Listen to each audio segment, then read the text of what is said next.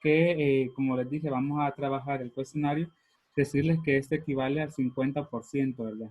Siempre tienen que recordar que para todos siempre se le coloca ahí el porcentaje. Entonces les voy a enseñar ahí el cuadro de Excel que vamos a trabajar en este mes de julio, el cual solo tiene para colocar la nota del mes perdón, la nota del cuestionario y la nota del examen. Cada uno equivale al 50%. Así que si usted solamente hace el cuestionario, me lo envía y sacó 10, pues solo va a tener un 5 de nota, porque como vale el 50%, ¿verdad? O si usted dice, el cuestionario no lo voy a hacer, muy aburrido, mejor hago solo el examen. Y estudió todo el libro, se lo aprendió todo y pues sacó 10. Pues ese 10 se lo va a convertir en 5, ¿verdad? Porque le faltaría la nota del cuestionario. Así que por favor, hacer las dos cosas bien.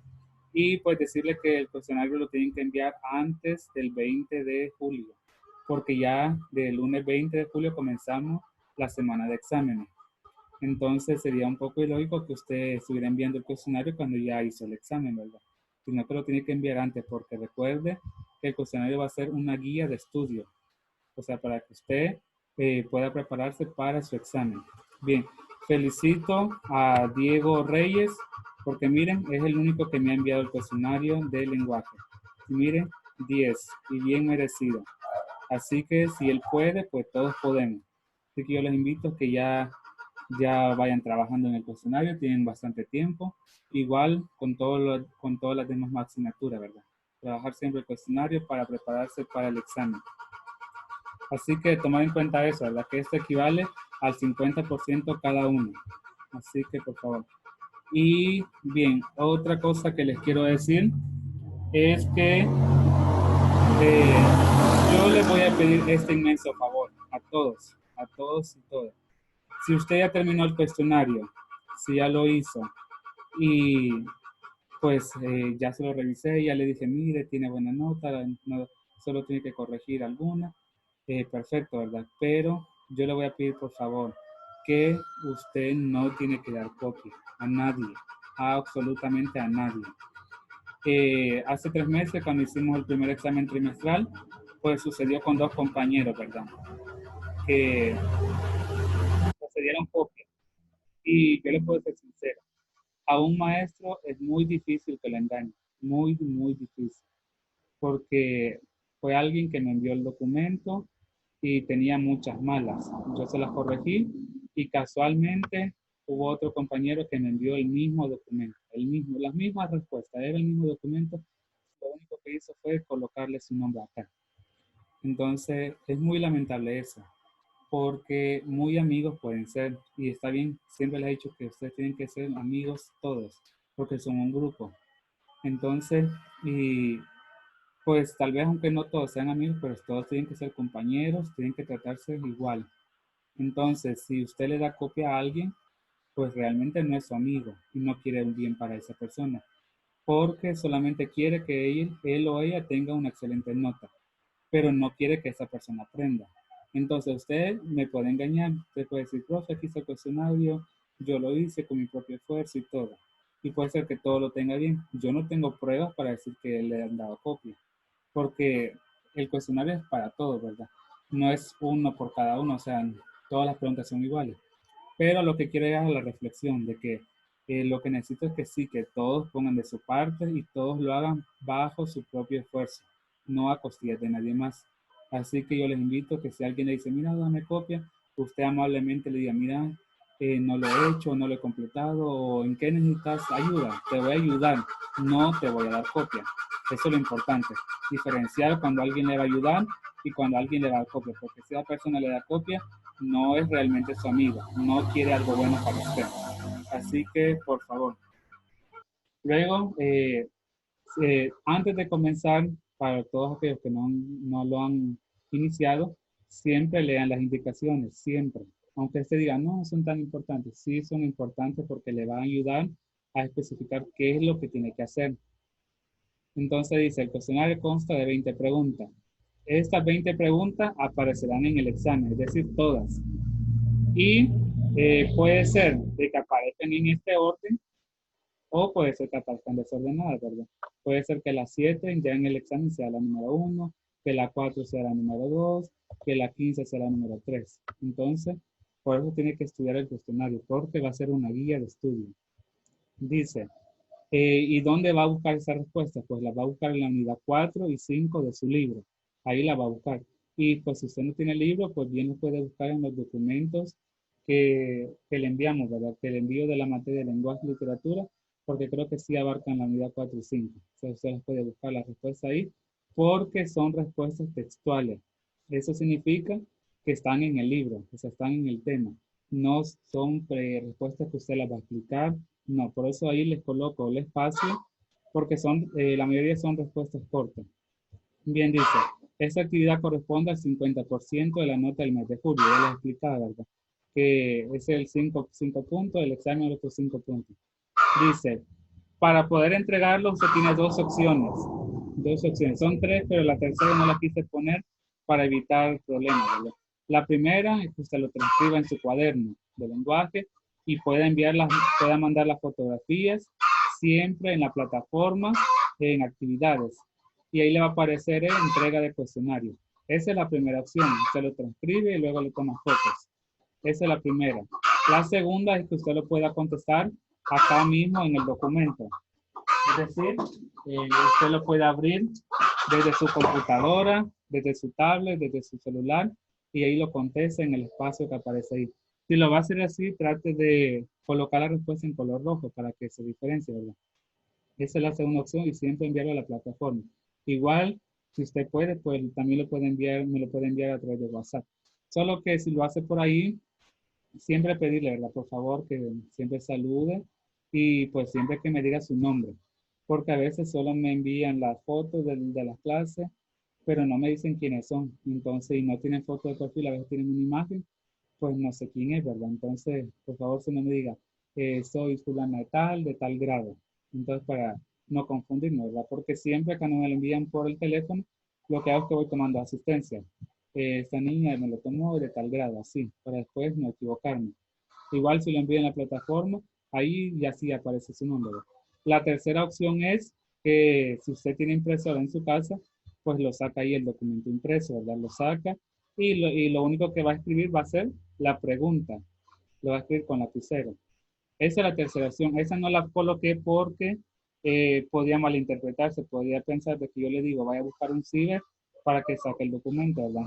Y por la situación, sabemos de que no todos esos lugares están abiertos y tampoco los quiero arriesgar, ¿verdad? Entonces, esa opción es solamente si usted tiene impresora en su casa. Esas son las indicaciones y pues siempre no olvide colocar su nombre, ¿verdad? Entonces, ahí comenzamos con las preguntas, son 20, usted las tiene que contestar y después tiene que enviarlas. Recuerde, y por favor no se la vaya a olvidar, si usted estuvo contestando y por hacer de la vida, la número 7, no encontró la respuesta, no me diga, la propia que está el cuestionario, pero a veces va la número 6, la número 3, la número 15, la número 20, va en blanco. Eso significa que usted no encontró la respuesta, pero no la envíe porque entonces no tiene ninguna gracia. Lo único lo que tiene que hacer es antes enviarme un mensaje diciéndome, profe, mire, no encontré la respuesta de estas preguntas. ¿Será que me puede ayudar? ¿Será que me puede explicar las preguntas? No decirme directamente, profe, me copia o deme la respuesta una sola vez. No, ¿verdad? Sino que pedir ayuda. Bien, iniciamos con las preguntas. Como les dije al inicio, solo va a ser de manera general, ¿verdad? O sea, medio explicada. La número 1 dice la lectura, Casa de Muñecas, con la que inicia la unidad 4 del libro de lenguaje, pertenece al autor. Y aquí la va a buscar en la unidad 4 de su libro y ahí comienza la lectura. No es, esta es una obra literaria, obviamente ahí en el libro solo es un resumen. Esta es una obra muy interesante que a mí me hubiera gustado que la leyeran completa, pero eh, como las actividades, más que todo, las guías son así semanales, no les puedo enviar, ¿verdad? Lea la obra Casa de Muñecas para una semana, sería muy injusto. Entonces ahí lo único que va a buscar es el autor, nombre del autor. No va a buscar la fecha de publicación, no va a buscar dónde la publicó, en qué editorial, no. Solo el nombre del autor. Por eso se lo identifica bien, ¿verdad? Luego dice, en la puesta en escena del texto dramático intervienen los actores que dan vida a las personas dirigidos por el director. Eh, Ahí usted va a identificar. Recuerde que el texto escrito es la obra, ¿verdad? Donde aparecen los diálogos de los personajes, pero cuando ya se lleva a escena, o sea, ya en un escenario, ahí ya se llama de otra forma. Porque la primera solo es leer el texto, la otra es ya eh, que el público lo vea. Entonces esa es una palabrita nada más, bien corta la respuesta. Luego dice la número 3, la palabra, tono, mímica del rostro, gestos, movimiento escénico del actor, maquillaje, peinado de vestuario, accesorio. Dice, son conocidos como. Todo este conjunto de cosas son cuando ya la obra se representa en un escenario. Entonces va a buscar cómo se llama todo este conjunto. Recuerde que son muy importantes porque usted tiene que ambientar la obra. Si la obra fue escrita en el siglo pasado, pues usted tiene que ambientar el escenario, ¿verdad? Los personajes tienen que usar un vestuario, un maquillaje que vaya acorde. Si una mujer va a representar el papel de un hombre, pues ahí tiene que adecuarse, ¿verdad? Entonces usted va a buscar cómo se llaman todos estos elementos de manera general. Luego dice la número 4, es conocida como la estructura básica del texto dramático que puede representarse en escena. Esta pregunta es regalada, regaladísima, diría yo. Creo que desde el año pasado que los conozco, siempre les he dicho de la estructura básica o la estructura tradicional que todo texto debe tener, ¿verdad? Y si les digo que es una estructura tradicional o básica es porque fue la primera en crearse. Ya hoy en día, si usted le gusta leer bastante, se va a encontrar de que en diferentes textos aparecen otros tipos de estructura, porque todo depende de la creatividad del autor. Pero al menos en esta, yo pido la básica. Así que esa creo que ya ahorita todos la están pensando, ¿verdad? Porque es muy fácil. La número 5 dice, en la representación teatral se pueden hacer uso de dos tipos de código. Uno va a ser cuando los personajes hablan. Recuerden que en una representación teatral no hay narrador. ¿Por qué? Porque son los mismos personajes quienes hablan y quienes representan la obra. Entonces, pero ese es un tipo de código. El otro tipo de código es cuando los personajes no hablan. Y pueden haber signos visuales, auditivos, musicales y espaciales. Ahí los personajes no hablan, sino que más que todo es la escenografía. Entonces se va a colocar ahí el tipo de código. Son dos códigos, pero usted tiene que diferenciar cada uno. Luego la número 6. Es el momento cuando aparecen personajes solo y expresan su pensamiento en voz alta en un escenario sin que los demás lo noten. Creo que cuando fuimos a ver el año pasado la obra El médico a palos, notaron, ¿verdad? Que creo que la esposa del médico hablaba sola. Entonces los demás sí la oían, pero obviamente por la obra los demás tienen que hacer como que nada estaba pasando, ¿verdad? Entonces iba a colocar la palabra, o sea, la respuesta es bien fácil ahí. La número 7 dice, es un subgénero que combina rasgos de la tragedia como de la comedia. Creo que esas dos palabritas son muy conocidas. La tragedia y la comedia, ¿verdad? Entonces, este tipo de subgénero combina las dos. Combina cosas catastróficas y risas, ¿verdad? En una sola. Y dice, pero se intercalan pasajes cómicos y al final resulta feliz y desgraciado otra vez. Entonces ahí la respuesta más que todo combina esas dos palabras. Bien fácil. Luego la número 8 dice, es una de las figuras literarias que consiste en utilizar al final de oraciones, cláusulas o versos, palabras de sonido semejante a partir del mismo accidente gramatical, por ejemplo. Bien, recuerda que hay muchas figuras literarias, muchas. Lamentablemente en el libro, cuando está el tema de las figuras literarias, no dice figuras literarias punto y las que siempre aparecen, que son 3, 4 por cada tema, ¿verdad? Entonces, casi siempre yo les coloco en la pizarra las palabras para que ustedes me digan a qué hacen referencia. Entonces, lo importante de la figura literaria es que usted conozca la definición, porque recuerde que todas tienen una utilidad diferente. En esta, si ustedes fijan, estamos hablando de poesía. Aquí tenemos una estrofa y tenemos que en este tipo de figura literaria se repite. Mira, aquí tenemos arte, irte. Entonces usted aquí le va a colocar el nombre de la figura literaria. Igual, este ejemplo que aparece acá es el mismo que aparece en el libro. O sea, no se le va a dificultar para poder encontrar la respuesta, ¿verdad? Porque recuerde que todas tienen una utilidad diferente. Luego tenemos la número 9. Dice, es una clase de oración compuesta por coordinación, la cual da la idea de contraposición. Eso es muy importante. Recuerda que aquí estamos hablando de oraciones compuestas o complejas, ¿verdad?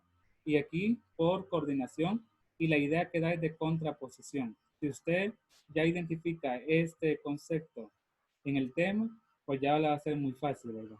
Y incluso aquí parece un ejemplo. Él no trabajará, sino que seguirá descansando, sino que seguirá descansando. Así que es muy fácil.